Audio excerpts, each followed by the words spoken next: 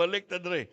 So, it reminds us that God doesn't wait for us to be perfect. He meets us in our ordinary, messy places. That is why utol ko pamati ha, abiyan pamati gid ha, hindi ka magpakabuot anay ha, para makilalaan mo ang Ginoo. Hindi. Ari ay, magpasaway pagi ka.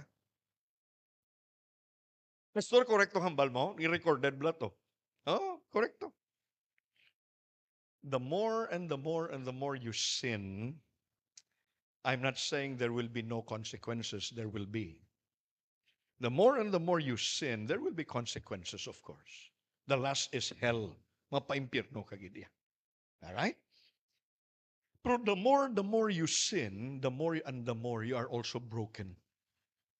And when the more you are broken, the more probably makabugtaw ka nga kinanglan ka bulig. Amen. Kag kung makabugtaw ka nga kinanglan ka bulig, there you go.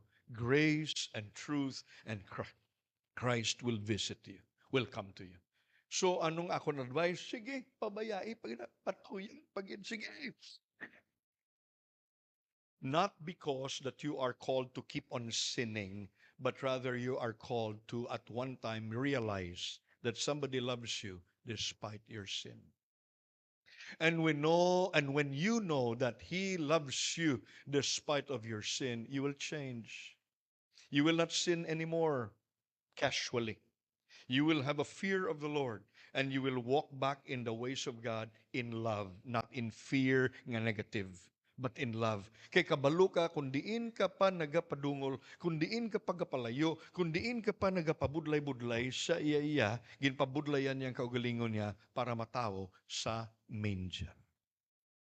If you just understand that, if we just get that, masiling kita, God so loved the world. And Lord, I thank you that you love me. You came to me. You came to a manger so that you can connect with me.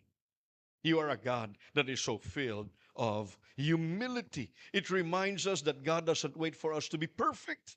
He meets us in our ordinary, messy places. The miracle of Christmas is that heaven came down to earth, not in grandeur, but in grace. Nag-abot ang Pasko sa aton, not in grandeur. Nag-abot ang Pasko sa aton sa pinakasimple nga paagi dito sa isa ka gamay nga kalanaan sa mga sapa. Balay-balay sa mga sapa. If you can think about that this Christmas, this very time today, guro masiling kita, Lord, here am I. Thank you for coming for me. And I would like to know you more.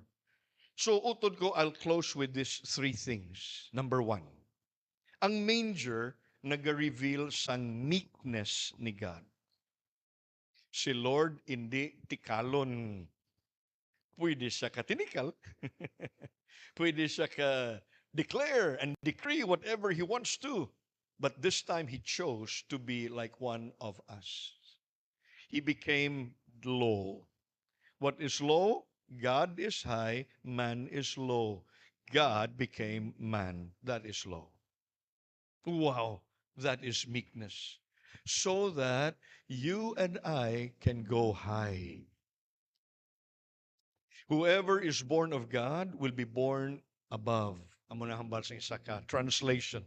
Born again means to be born from above.